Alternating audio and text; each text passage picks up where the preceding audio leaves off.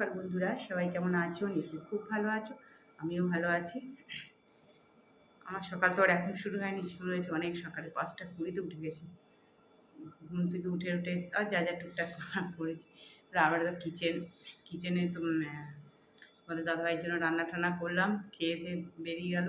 ও তো এখন এখন কি খেয়ে যেটা যায় সেটা কিছু করতে হয় না, কারণ এখন অল্প কটা ভাত দই দিয়ে খেয়ে যায়, আর নিয়ে যায় সেটা করতে হয়, সেই করতে তো হয়, সে করতে তো হবেই, না বাইরে আর কি খাবে বলো। আর রোজ রোজ ঘরের ভাত খেয়ে এত শরীর খারাপ, আর বাইরে খেলে আর দেখতে হবে না। তারপরে দেখো আমার মেশিনে এখন কাঁচা হচ্ছে, সব বেডশিট টেডশিট সব পিলো কভার টভার ছাদে এখন দিতে যাবো। এখন জলই করা হচ্ছে। কি রোদ উঠেছে, থাক আজকে রোদটা এখন খুব কাজে লাগছে আমার। এখন চাটা খেতে খেতে তোমাদের সঙ্গে ফোনটা অন করলাম, একটু কথা বলে নিই। আর এবার রান্নাবান্না কী করবো দেখি, সকাল থেকে শরীরটা যেন ম্যাচ ম্যাচ করছে, একদম ভালো লাগছে না আজকে। কালকে রাত থেকেই, কালকে আমের আগের দিন আইসক্রিম করেছি, আমি ভালো লেগেছে, দাদা এগুলো আবার খাবে, মানে করতে গোটা কেটে আম খাবে না, ওইভাবে খাবে। একটা বেশ ঠান্ডা ঠান্ডা জমে যায় তো জিনিসটা, আর ভালো লাগে। আমারটা তো রয়ে গেছে, কালকে আমি রাতে খাইনি, ওরা দুজন খেয়েছি, কারণ রাত থেকেই শরীরটা খুব একটা ভালো লাগছে। দেখছি, দেখো সঙ্গে থাকো, দেখি কি রান্না টান্না করি। এই দেখো বন্ধুরা, ছাদে কেচে দিয়ে গেলাম, সব পিলো কভার টভার আছে এখানে বেডশিট রয়েছে। আবার দেখো গোলাপ ফুটেছে ছাদে, দাঁড়াতে পারছি না।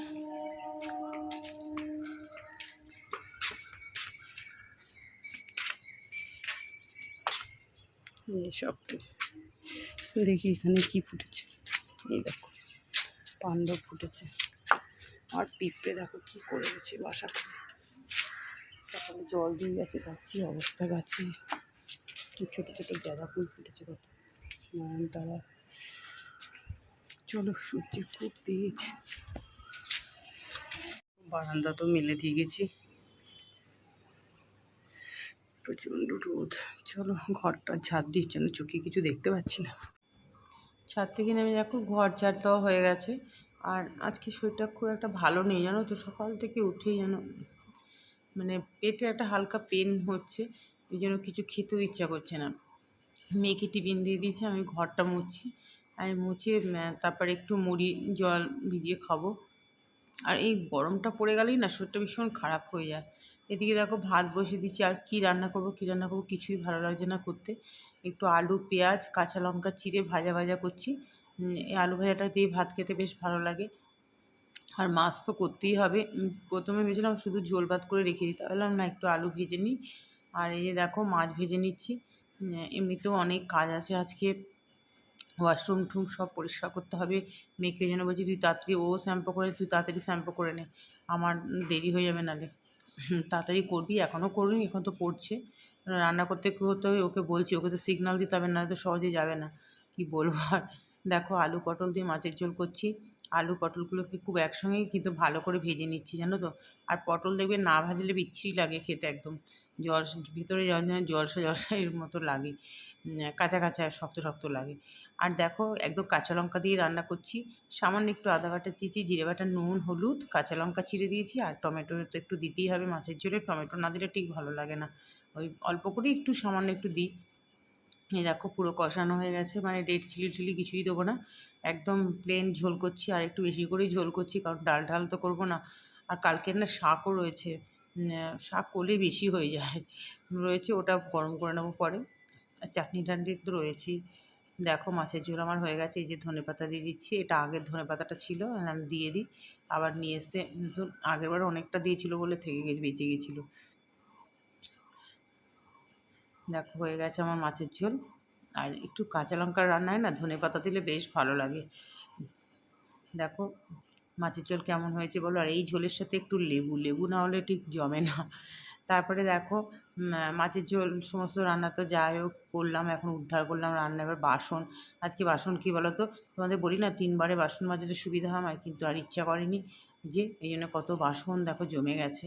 কী আর করবো, মাছ ধরে তো হবেই, একটা একটা করে পরিষ্কার করছি।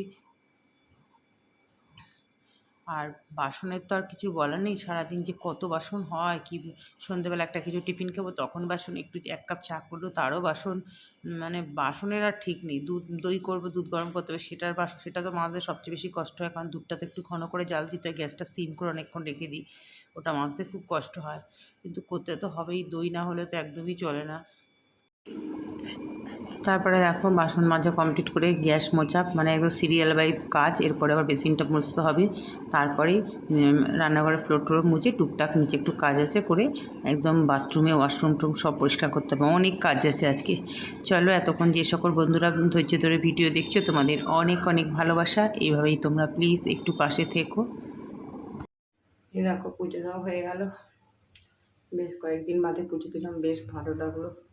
ঠাকুর ঘরে মানে আসলে পরে আমার মনটা একটা আলাদা শান্তি। এই যে তোমার দাদাভাই কয়েকটা ফুল তুলে দিয়ে গেছিলো। চলো, হয়ে গেল পুজো। এ দেখো বন্ধুরা, খেতে বসে পড়লাম, একদম সমস্ত কাজ কমপ্লিট করে ছাদ থেকে যতগুলো সব মানে কেচেছিলাম সকালবেলা সব নিয়ে এসে বারান্দাগুলো সমস্ত গুছিয়ে টুচিয়ে, বিশেষ করে পাশ বালিশে কভার আমার তো পড়ে না, আর ইচ্ছে করে না, আর যে কে সেই গরম পড়ে গেছে দেখো। আবার এই যে খেতে বসে গেলাম, কালকে তো টক মিষ্টি দই ওটা, আর আজকে এই বাটিটার মধ্যেই অবশিষ্টটা করা হয়েছিল, মানে এই জন্য এটাতে নিয়ে নিলাম। মেয়ে খেতে বসে গেছে আর বেলাও হয়ে গেছে, চলো। শুভ সন্ধ্যা বন্ধুরা, সন্ধে টন্ধে দিয়ে আসলাম, আজকে হাঁটিনি, কি গরম করছে আজকে, জানো তো তখন খেতে বসেছি, তারপরেই হঠাৎ করে করে আমি এখনই না দেয় না, আমি মেয়েকে বললাম দেখবি এই বৃষ্টি কিচ্ছু না, রোদ, অত রোদের মধ্যে বৃষ্টি হচ্ছে একটু, মানে 2 মিনিট বৃষ্টি হলো, ওই সবাই, আর আমাদের এর সামনের বাড়ি এবারে এদের সব জামা কাপড়টা দেখলাম বাইরে ছিল, আমি দেখো সবাই তো ঘরের মধ্যে রয়েছে, সব ভিজিয়ে দিয়ে চলে গেলো, মানে 2 মিনিট হুড় করে একটু কোত্থেকে আসলো বৃষ্টি, মানে বললো যে আমি আসছি, আর কি গরম কি বলবো। এসি চালিয়ে শুয়েছিলাম, ঘুম তো আসে না, তাও আজকে প্রচণ্ড পরিশ্রমও হয়েছে, ওয়াশরুম টুম পরিষ্কার করতে হয়েছে, একটু পরিশ্রম তো বেশি হয়েছে। আর তারপরে ঠাকুর ঘরটা মুছাওয়ার বেলাতে পুজো টুজো দিতে হলো, ঠাকুর এমনিতে সময় তো আগে করি, কিন্তু আজকে তো ঠাকুর ঘর আমাকে তখন মুছে পুজো করতে হলো। যাই হোক, করে টরে এবার ওই যে তোমাদেরকে বললাম বালিশে কভারটা সব পুরো হাঁপিয়ে গেছিলাম, সব এক চাঁদ মিটিয়ে দেওয়া, খেতে বসে খেয়ে গিয়ে শুয়ে পড়েছি, আর ভালো লাগছে না। তারপর উঠলাম, উঠে আবার 4টের পরে জল টল আসলে একটু ভরলাম টুলাম, তারপরে এসিটা চালিয়ে আমি আর মেয়ে শুয়ে, ওকে বললাম তুই ফোনটা রাখ, ঘুমো একটু, ওর শরীরটা ভালো নেই।